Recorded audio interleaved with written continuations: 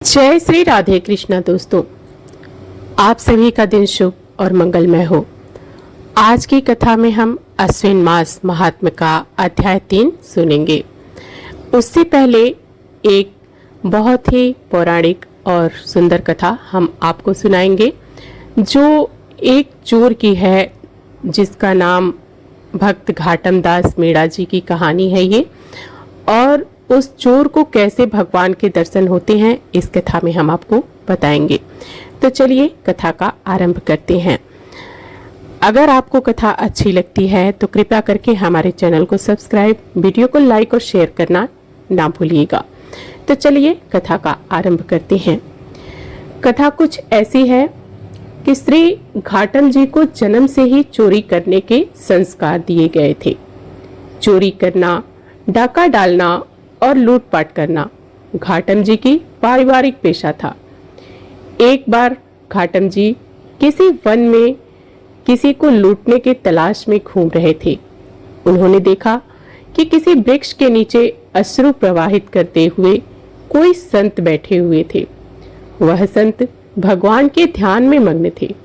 संतों के दर्शन से तत्काल पाप नष्ट हो जाते हैं। तीर्थों का लाभ तो बहुत समय बाद मिलता है, लेकिन संतों के दर्शन का लाभ उसी क्षण मिल जाता है। घाटम जी उनके पास गए तो उनके हृदय में बहुत आनंद उमड़ा। उनका मन हुआ कि वह उन्हें झुककर प्रणाम करें, और उन्होंने सिर झुकाकर उन्हें प्रणाम किया। उन्होंने अपने जीवन में पहली बार किसी को प्रणाम किया था। उन संत ने देखा कि कोई उन्हें प्रणाम कर रहा है। संत को बड़ा आनंद हुआ। इस पर जीव पर प्रभु की कृपा हुई। घाटम जी ने सोचा कि ऐसा कौन सुख है जिससे बिना किसी भोग सामग्री और व्यवस्था के भी इनके अश्रु प्रवाहित हो रहे हैं। उन्हें लगा जरूर उनके पास कोई महान सुख है। महात्मा जी ने कहा, बैठ जाओ, जल्दी तो नहीं है। घाटम जी उनके समीप बैठ गए। महात्मा जी ने कहा, देखो बेटा, जीवन बहुत कीमती है। इस जीवन को सदैव भगवत चरणों में लगाना चाहिए और कोई गलत कार्य नहीं करना चाहिए। संत ने घाटम जी से उनके काम काज के बारे में पूछा। घाटम जी ने बताया, मैं चोरी करता हूँ, डाका डालता हूँ और लूटपाट करता हूँ। महात्मा जी ने कहा, यह तो बहुत निंदनीय कार्य है। दूसरों का धन चुराने और उन्हें पीड़ा देने से इस लोक और परलोक में सब नष्ट हो जाता है। तुम्हारे ऊपर भगवान की कृपा हुई है। नियम लो कि कुछ आज के बाद कभी चोरी नहीं करोगे। घाटम जी ने हाथ जोड़कर कहा कि कदापि नहीं हो सकता। यही मेरी जीविका है और बचपन से ही हमारे पुरखों ने चोरी करना सिखाया है। मेरे पूज्य जनों ने मुझे नियम दिया है कि मैं कभी यह चोरी का धंधा ना छोड़ूं। आप में मुझे विशेष श्रद्धा हो रही है। मेरे हृदय का खिंचाव आपकी तरफ हो रहा है। आप इसके सिवा और जो चाहे उपदेश दे दीजिए। यदि मैं आपको वचन दे दूंगा तो आजीवन वही करूंगा जो आप कहेंगे। तब देखिए कि संत जी ने क्या कहा। घाटम जी को 4 नियम के बारे में बताया। उन संत ने कहा कि तुम अगर चोरी करना नहीं छोड़ सकते हो तो मेरी यह 4 बातें मान लो। पहली बात है सदैव सत्य बोलना। दूसरी बात, साधु सेवा में रुचि रखना। जब भी कोई संत दिखाई दे तो उन्हें प्रणाम करना और उनसे आदर और नम्रता के से बात करना। कभी तुम्हारे घर संत आ जाएं तो उन्हें भूखा मत जाने देना। उनको जल पिलाना, भोजन खिलाना और उनकी सेवा करना। तीसरी बात, आज के बाद बिना प्रभु को अर्पण किए हुए न जल पीना और न ही अन्न खाना। और चौथी बात, कहीं भी अगर भगवान की आरती हो रही हो तो बिना दर्शन किए वहां से मत जाना। घाटम जी ने संत जी को प्रणाम किया और जीवन भर उन 4 बातों को पालन करने का वचन दिया। अब इससे घाटम जी के जीवन में क्या चमत्कार होता है, आइए सुनते हैं।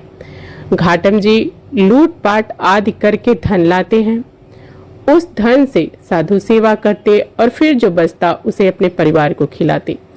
एक दिन संतों की मंडली उनके घर पर आई तो उन्होंने तत्काल उठकर संतों को दंडवत प्रणाम किया और सभी को बैठने के लिए सुंदर आसन दिए। उन्होंने देखा कि घर में कुछ खाने के लिए नहीं है तो उन्होंने बाजार जाकर दुकानदारों से उधार मांगने की चेष्टा की, लेकिन दुकानदारों ने उन्हें मना कर दिया। उस समय गेहूं की फसल की कटाई चल रही थी। उन्होंने देखा कि किसान लोग सो रहे हैं। वे एक बड़ी सी चादर लेकर और जल्दी से गेहूं भर कर ले आए और उन्होंने संतों को भोजन की व्यवस्था की। घाटम जी बड़े तंदुरुस्त थे तो खेत में उनके पैरों के चिन्ह बन गए। उसके बाद साधु जनों को खिलाते समय वे सोच रहे थे कि अब तो पक्का फंसेंगे, क्योंकि जब किसान जागेंगे और पैरों के निशान देखेंगे उन्हें समझ में आ जाएगा कि ये घाटम जी के पैर के निशान हैं। जैसे जैसे संत जन वो प्रसाद खा रहे थे वैसे ही बड़ी धूल भरी आंधी चली और वर्षा हो गई। उनके पैर के चिन्ह मिट गए। यह बात देखकर घाटम जी को और भी विश्वास हुआ कि साधु सेवा कभी उन्हें फंसने नहीं देगी। उनके हृदय में बड़ा आनंद हुआ और संत सेवा के प्रति उनकी श्रद्धा बढ़ गई। अब भक्त के लिए प्रभु ने बदला घोड़े का रंग। तो आइए सुनते हैं। एक बार कोई उत्सव था तो घाटम जी ने सोचा कि गुरुदेव के पास क्या ले जाएं, कि उनको लगा कि उत्सव है तो गुरुदेव के पास कुछ सेवा पहुंचानी चाहिए, पर उनके पास एक भी पैसा नहीं था। उन्होंने निश्चय किया कि रात्रि में चोरी करते हैं और जो भी मिलता है उसे सुबह गुरुदेव की सेवा में दे देंगे। घाटम जी ने एक फौजी सिपाही का वेश बनाया और एक राजा के अस्तबल में घुस गए। रात में पहरेदार ने आवाज दी कि कौन है। गुरु की सत्य बोलने की आज्ञा मानते हुए घाटम जी ने बोला, मैं चोर हूं। पहरेदार ने सोचा कि अगर चोर होगा तो ये थोड़ी बोलेगा कि मैं चोर हूं। पहरेदार को लगा कि यह तो कोई राजा का खास आदमी है, तभी वह विनोद निर्भय होकर कह रहा है कि मैं चोर हूं। सिपाही के भेष में घाटम जी ने राजा के घोड़ों में से एक बढ़िया घोड़ा लिया और उस पर सवार होकर निकले। उनकी वेशभूषा देखकर पहरेदारों ने पुनः उनको नहीं रोका। वहां से निकलकर उन्होंने सोचा कि घोड़े को कहीं बेच देंगे। रास्ते में प्रातःकाल ठाकुर जी की मंगला आरती हो रही थी। उन्होंने सोचा कि गुरुजी की आज्ञा है कि आरती हो रही हो तो जरूर दर्शन करना चाहिए। उन्होंने घोड़े को बांध दिया और आरती के दर्शन के लिए चले गए। जब पहरेदार ने सोचा कि राजा का कोई आदमी होता तो सबको सूचना होती है, तब उन्हें समझ में आया कि वास्तव में वह चोर ही था। राजा सैनिकों ने पीछा किया और वहां आए जहां पेड़ से घोड़ा बांधकर घाटम जी आरती का दर्शन करने के लिए गए थे। सिपाहियों ने देखा तो घोड़ा वहीं पर था, पर उसका रंग बदल गया था। काले रंग का घोड़ा अब सफेद रंग का हो गया था। सिपाही वहां खड़े हो गए कि घोड़ा तो यही है, पर यह तो काला था, ये सफेद कैसे हो गया। इतने में आरती के दर्शन करके घाटम जी मंदिर के बाहर आए। सिपाहियों ने पूछा कि ये घोड़ा वही है ना जो तुमने रात्रि में चुरा कर लाया था। सत्य बोलना था। घाटम जी बोले, हाँ मैं वही चोर हूँ जो घोड़ा चुरा कर ले गया था। सिपाहियों के पूछने पर वो घोड़ा तो काला था, ये सफेद कैसे हो गया। घाटम जी बोले, यह तो ठाकुर जी जाने, मेरे गुरुजी ने कहा था कि आरती हो रही हो तो प्रभु के दर्शन करना, तो मैं दर्शन करने गया था। इतने में घोड़ा सफेद हो गया, मेरे गुरुजी का ही कोई चमत्कार होगा। यह बात सुनकर सभी सिपाही आश्चर्यचकित हो गए। सिपाहियों ने घाटम जी और घोड़े को साथ लिया और राजा के पास ले जाकर सारी बात बताई। घाटम जी की सत्यता और गुरु वचनों पर दृढ़ निष्ठा देखकर राजा बहुत प्रभावित हुआ। राजा ने कहा कि तुम चोर हो पर सत्य बोलती हो और सत्य आज्ञा का पालन करते हो, इसलिए घोड़े का रंग बदल गया है। राजा ने कहा कि जो प्रभु अपने जन के लिए सेवा ऐसा करता है, उनकी निश्चित ही हमारे ऊपर कृपा होनी चाहिए, और कृपा तभी होगी जब हम आपका सम्मान करेंगे। राजा ने बहुत सारी संपत्ति घाटम जी के नाम कर दी। संपत्ति लेकर घाटम जी गुरु चरणों के दर्शन के लिए चले गए। घाटम जी की अपने गुरु पर श्रद्धा और बढ़ गई, और मुझ जैसी चोरी करने वाले को जहां राजा से दंड मिलना था वहां सम्मान मिला। वैसे वे गए और गुरु जी की को भेंट समर्पित की और उत्सव में सम्मिलित हुए। उन्होंने निश्चय करके गुरुदेव से कहा कि गुरुजी, आपने जो पहली बार मुझे चोरी करने से मना किया था, आज से मैं नियम लेता हूँ कि अब जीवन में कभी चोरी नहीं करूंगा। आपकी कृपा से मुझे बोध हो गया कि मैं बहुत गलत कार्य कर रहा हूँ। उन्होंने निश्चय कर लिया कि अब कभी चोरी नहीं करेंगे। इसके बाद घाटम जी को अब सत्संग सुनते हुए और साधु सेवा करते हुए काफी दिन हो गए। अब उनके मन में आया कि ठाकुर जी कैसे दिखते हैं, कभी उनसे मिलना चाहिए। बहुत दिन तक उन्हें ठाकुर जी नहीं मिले तो उन्हें गुस्सा आ गया। उन्होंने ठाकुर जी से नाराज होकर कहा कि पहले तो मैं बिना नहाए खाता था, अब मैं आपके लिए नहाकर खाता हूँ और आपको अर्पित करके खाता हूँ। और पहले मैं कभी कंठी माला और तिलक आदि नहीं लगाता था, पर अब मैं आपके लिए गले में कंठी धारण करता हूँ, माथे पर तिलक लगाता हूँ, केवल आपके लिए प्रभु, आपके लिए मैं इतना कर रहा हूँ। आप मेरे लिए क्या कर रहे हैं? क्या आप मुझे दर्शन देंगे? प्रभु उनकी यह बात सुनकर ही तत्काल प्रकट हो गए। प्रभु संतों के वचन को सत्य करने के लिए सदैव तत्पर रहते हैं। सत्संग के प्रभाव से घाटम जी का जीवन पूरा पलट गया। पहले तो वो सोचते थे कि कहाँ जाकर चोरी करनी है, और अब वे ये सोचते हैं कि कौन से साधु कब पधारें और कब उनकी सेवा हो। जब वे चोरी करते थे तब सिपाही हथकड़ी लिए उनको बंदी बनाने के लिए घूमते थे, और जब संत समागम हुआ तो लोग उनके चरण रज को अपने माथे पर लगाने लगे। घाटम जी ने एक संत की शरण ली और उनके वचनों का पालन किया तो प्रभु के दर्शन पाकर परम भागवत बन गए। कैसा भी दुष्ट हो, अगर उस पर संत कृपा हो जाए तो उसके लिए भगवत दर्शन और भगवत भक्ति दुर्लभ नहीं रहती। इसलिए सत्संग सर्वोपरि है। सत्संग से घोर दुष्ट भी महात्मा बन जाता है। श्री भगवान कहते हैं, लक्ष्मी, प्रथम अध्याय के महात्म्य का उपाख्यान मैंने सुना दिया, अब अन्य अध्यायों के महात्म्य का श्रवण करो। दक्षिण दिशा में वेद वेदता ब्राह्मणों के पुरंदर नामक नगर में श्रीमान देव शर्मा नामक एक विद्वान ब्राह्मण रहते थे। वे अतिथियों के पूजक, स्वाध्यायशील, वेद शास्त्रों के विशेषज्ञ, यज्ञों का अनुष्ठान करने वाले और तपस्वियों के सदा ही प्रिय थे।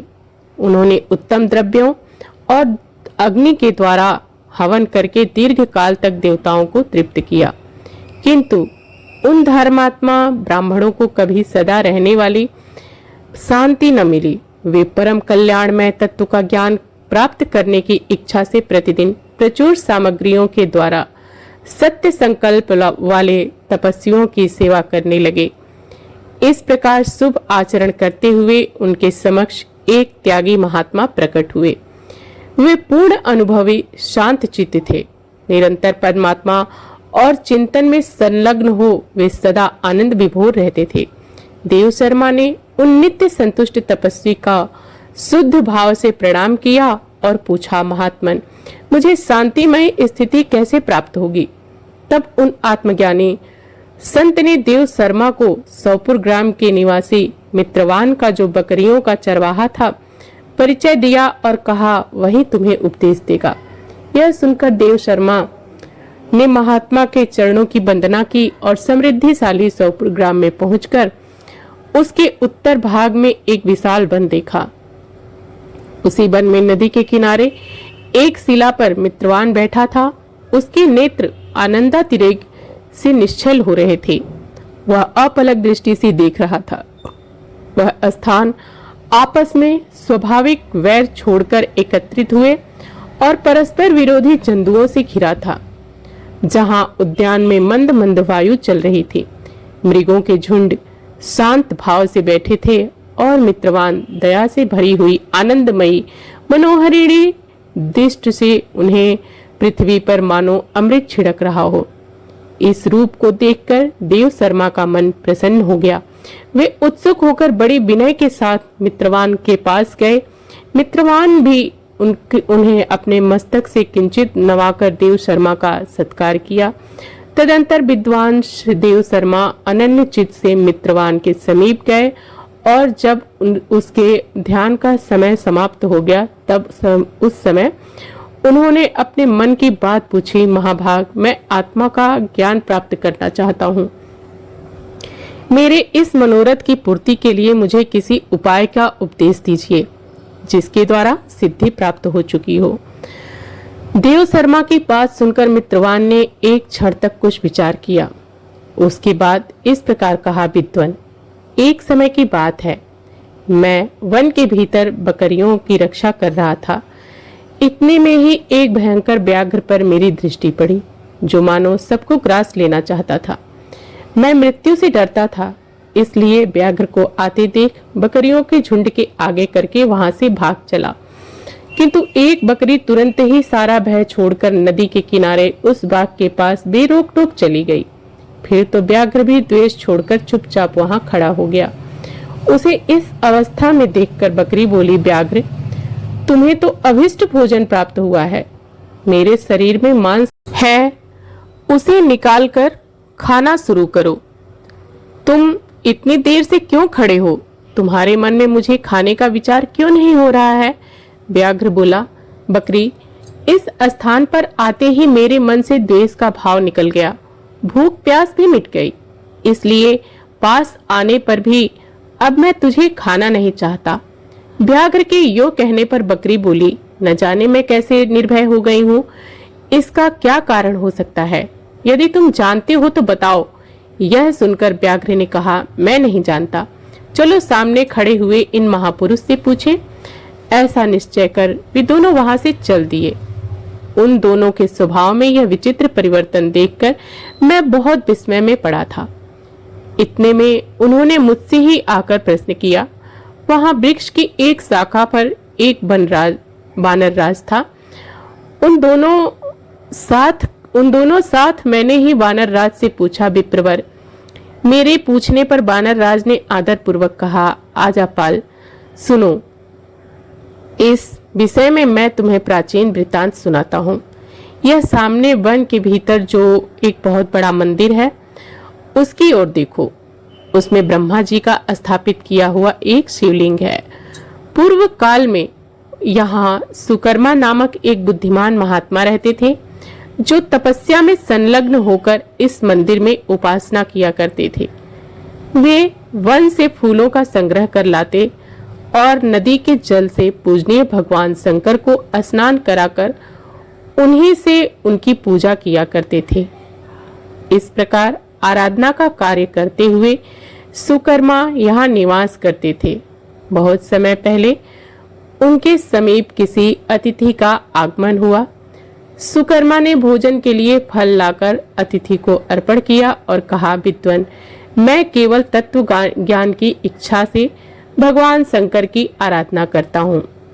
आज से इस आराधना का परिपक्व होकर मुझे मिल गया है। इस समय आप जैसे महापुरुष ने मुझ पर अनुग्रह किया है। सुकर्मा के ये मधुर वचन सुनकर तपस्या के धनी महात्मा अतिथि को बड़ी प्रसन्नता हुई। उन्होंने एक शिलाखंड पर गीता का दूसरा अध्याय लिख दिया और ब्राह्मण को उसके पाठ और अभ्यास के लिए आज्ञा देते हुए कहा, ब्राह्मण, इससे तुम्हारा आत्मज्ञान संबंधी मनोरथ अपने आप सफल हो जाएगा। यह कहकर बुद्धिमान तपस्वी सुकर्मा के सामने ही उनके देखते देखते अंतर ध्यान हो गए। सुकर्मा विस्मित होकर उनके आदेश के अनुसार निरंतर गीता के द्वितीय अध्याय का अभ्यास करने लगे।